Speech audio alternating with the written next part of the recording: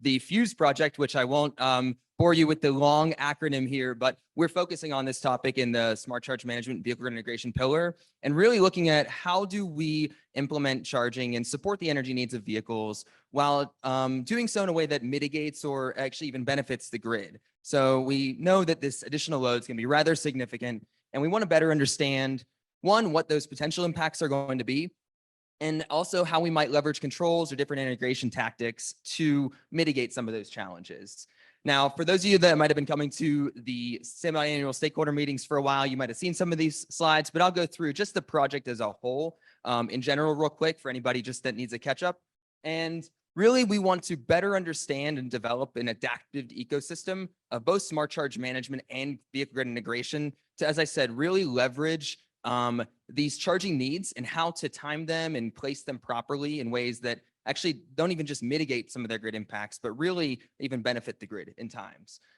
There's a number of different ways that we're looking at this, but we want to better understand the limitations in the current technologies and solutions that we have for charging and how we could leverage existing technologies for some of these controls, but also really developing new enabling technologies to expand the horizon of what smart charge management might look like and how we could implement this in the field. That actually includes in the FUSE project, looking at not just light duty vehicles, but also medium and heavy duty vehicles as well across a wide range of vocations. And I'll talk a little bit about some of the transportation considerations that we have in FUSE, but we're also not just looking at say shifting in time, like you might think the best time of day to charge your vehicle. We're also beginning to look at spatial shifting as well. So when is the best location to charge if, say, you're along a mid-route event that you have maybe a long distance road trip and you got to pick the best spot for a fast charger. We also want to better understand these potential impacts to help us quantify the benefits of smart charge management, these technologies. They're not simple to implement right now. So if we are going to go through the effort of deploying these solutions, we want to better understand the value proposition that they pose for utilities. As you might guess, there's a lot of different topics in here. And so we have a great team with a very diverse background set across NREL, Argonne, Idaho, and Sandia Labs. We're covering a number of different expertises, as you'll see here in the slides coming up. But we also have a number of partners, utility partners to better understand some grid impacts, and then also some transportation data partners, WEJO and Geotab, to really detail the transportation energy needs of future of electric vehicles. This includes not just analysis of the potential benefits, but also demonstration of these technologies. And I'll go through both of these elements of the project. And we really see these working hand in hand, better understanding the potential for these technologies through analysis, and then looking at testing and demonstrating to verify their capabilities, and then even prove their viability in the field. I'll start off with some transportation charging analysis, looking a little bit at short dwell itineraries, as well as the trip chaining and mid-route charging events, as I said, and then going into some of the grid impacts and co-simulation of charging and grid loads, better understanding those impacts, and then what some of these controls might provide as benefits. Finally, we'll go into enabling technologies and really looking at these lab demonstrations, testing, characterization testing, as well as even some field tests and really demonstration projects that we're planning for the next future years. But to really start, we need to better understand this transportation load and resulting energy and charging needs.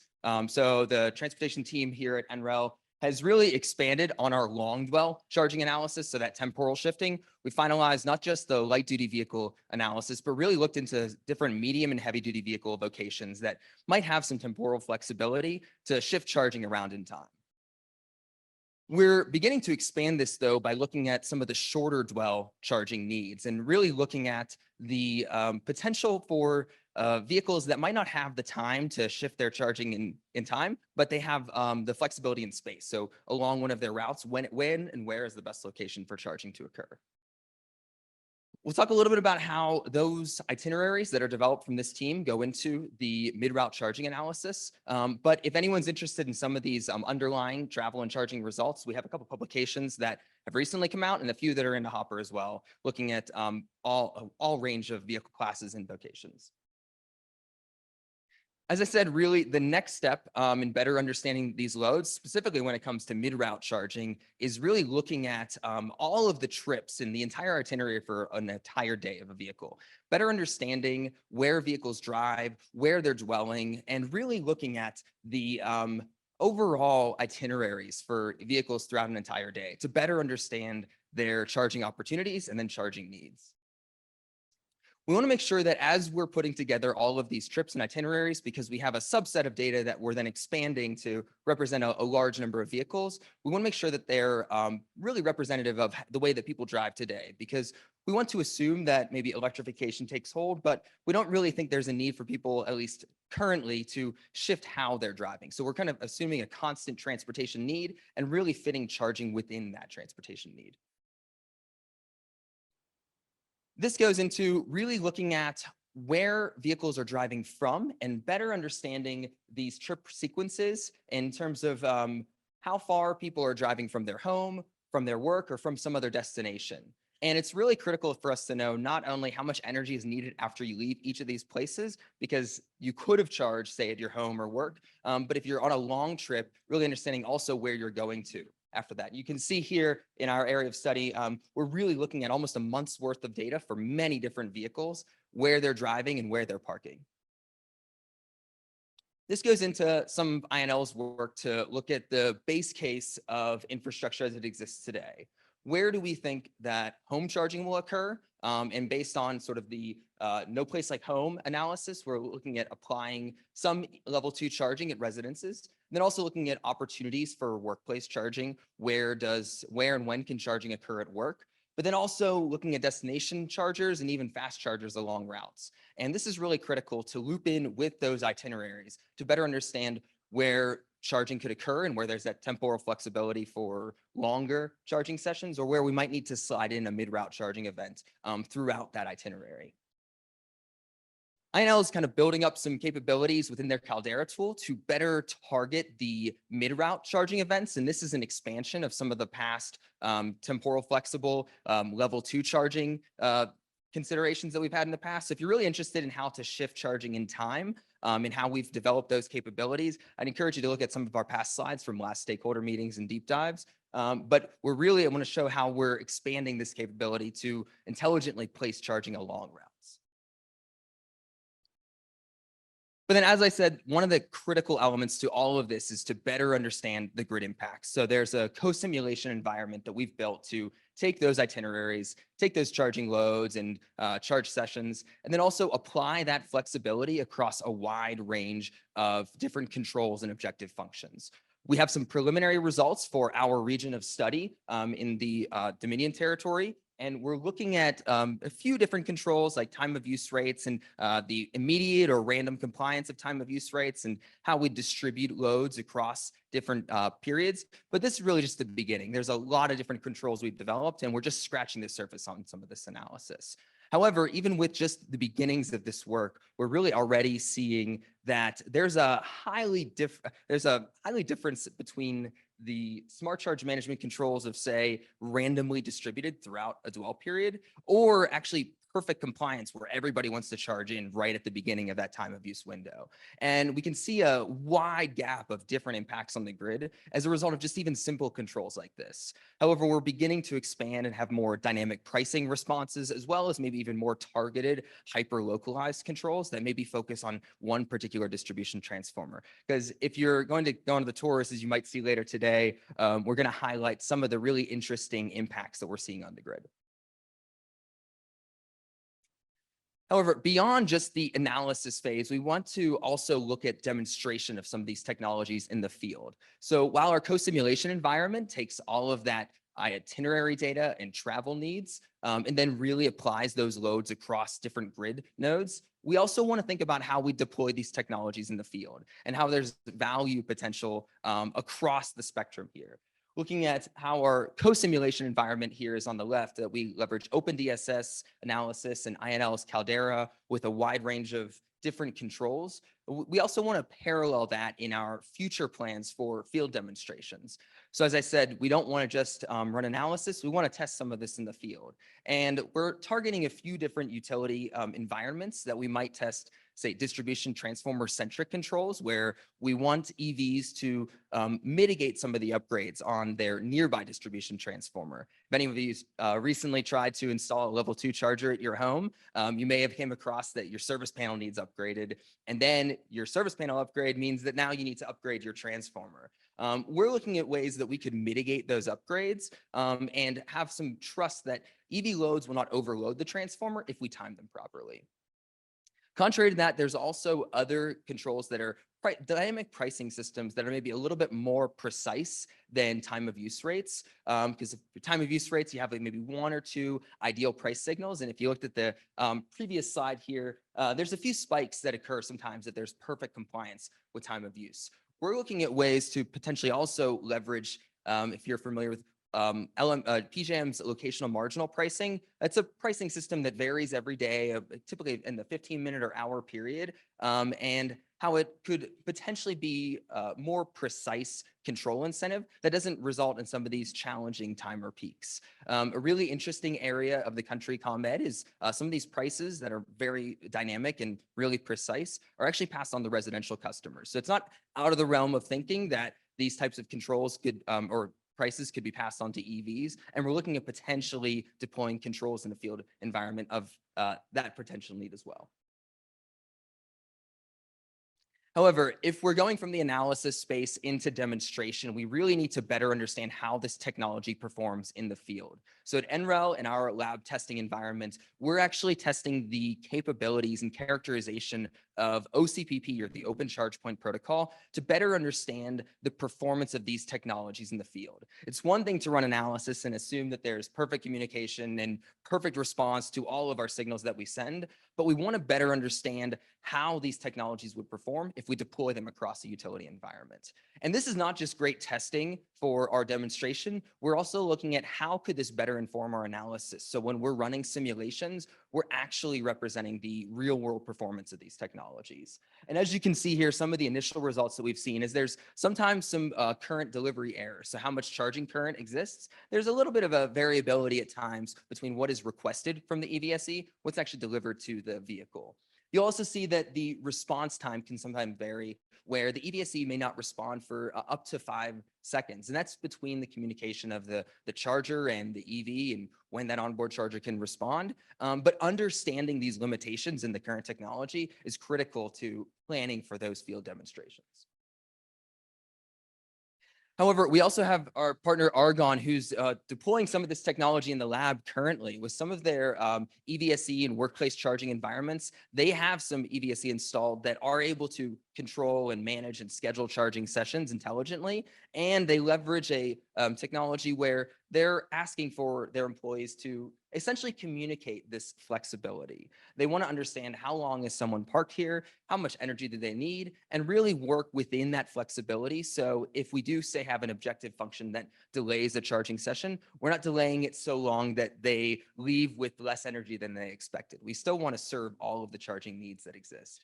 As you can see here, Argonne has a wide range of vehicle types that their employees are using, and they're asking for a wide range of data. And as you might guess, sometimes that data is what's requested from the user is not always actually what they need or how long they'll be there. So we're better understanding how the user's inputs are potentially slightly different than what the actual charge session might look like or require.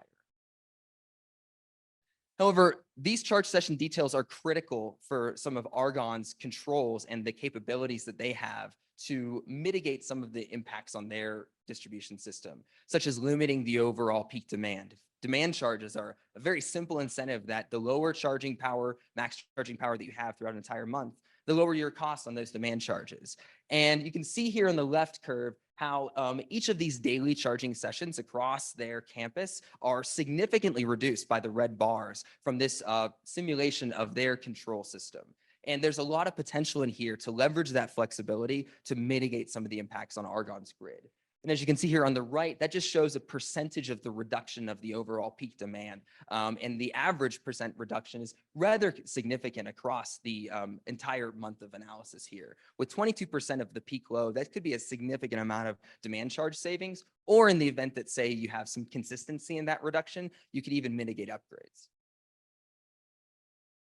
However, with all of this, all of these new updates and exciting work, there's also quite a bit more analysis to be done. As I said, we've only started scratching the surface on some of the grid impacts. We've been looking at the time of use immediate controls and the time of use random controls. However, we have a number of others that we're looking at. Some are new to this project and some are leveraged from some past projects. The one I'm most excited about is the day ahead pricing control, and also maybe even looking at those distribution transformer impact mitigation techniques.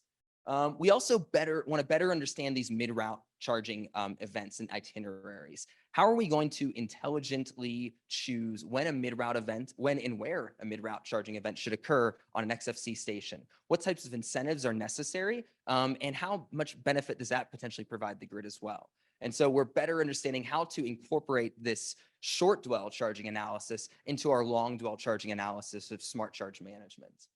And then finally, as I mentioned, we're really excited about a couple of the field demonstrations that we're preparing for the next year and working with utility partners. And I'm really excited to kind of see how we could leverage controls that look at more dynamic pricing systems and more hyper-localized impacts. So with that, I think I have quite a bit of time for questions, but I'd really encourage everybody to sign up for the deep dive that we have on Tuesday, April 4th. That should be a communication coming out relatively soon, and we'll be able to go into a lot more detail than I could today on some of the exciting work that we're doing. Do we have questions?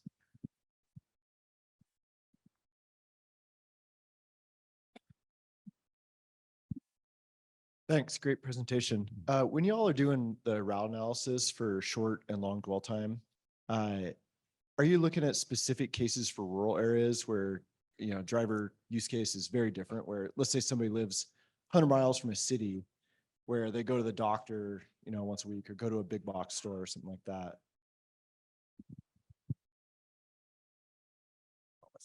Yes, it's a great question. So I guess with as you're suggesting, with rural folks that maybe are going to leverage a lot longer trips, they're going to be really stressing the range of their battery. And that's really where we see the need for these mid-route events. And when I sort of earlier on separated short dwell and long dwell charging, that short dwell charging is going to come up at times when your particular trip sequence for maybe your home to a hospital, for example, is farther than the range of the battery. That's going to trigger the need for that short dwell analysis. And in our past work, we've really looked at only trips that could leverage the vehicle's range. And that's how we're expanding sort of the scope of the charging here. The short dwell analysis doesn't just include those trips where, say, mid-route charging events are necessary. As you saw in some of the other slides, we're really looking at the overall trip sequences. But for the example where you provide, if you're exceeding the range of your vehicle, you're needing that mid-route event. And that's somewhere along that route, we're going to have to simulate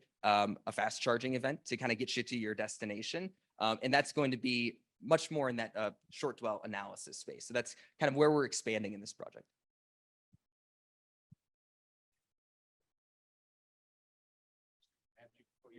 Yeah. Hey, thank you. Yeah, I mean, this is so critical. I work for a utility in South Carolina, and I mean, this is what keeps us up at night, right? And it also gives us hope that we can handle all this. I noticed on your table, I think it's two later. No, it's the one that has where you have the miles requested and the miles delivered. Oh, yes. Why did you choose to do it in miles instead of kilowatt hours? And who determined the miles? Was it the car? Was it the customer, or was it, I mean, because it depends on the season too. Yes, it's a great question. And we actually came across a similar challenge here with our solution we have in the NREL garage. If any of you drove an EV here today and you parked it in the garage, you might have known we have a number of chargers that with the PowerFlex network that you can input some requirements for how much energy you need. And that's typically requested in miles. For us, we are leveraging fueleconomy.gov to translate those miles into energy needs and not really applying a seasonal variation. But I think Jason Harper, who's at Argonne, has the mic here. He might be able to give you more details on that. So this is actually a mobile app that we developed. And so we do miles because that's the most common. I mean, I would love feedback from you. We thought about SOC, kilowatt hours. Your average EV driver has no concept of how many kilowatt hours they need to get to their next destination. So similar to what Jesse said, we convert electric miles to kilowatt hours and use that in our calculation for flexibility. So I don't know if that's what, but in the future,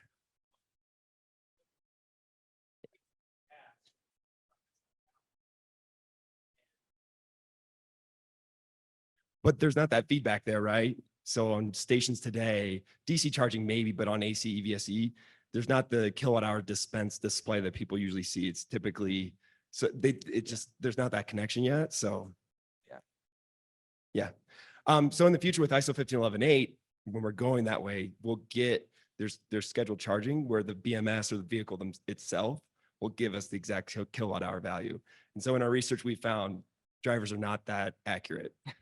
Right. Or they try to game the system. They think I'll put 100 miles and I'll get the charge that I need. And so we're looking at machine learning models as well to predict based on historical charging sessions what they might need. So I guess I'm understanding, because it's managed charging, you need to know what the parties have. You don't- No. Yep.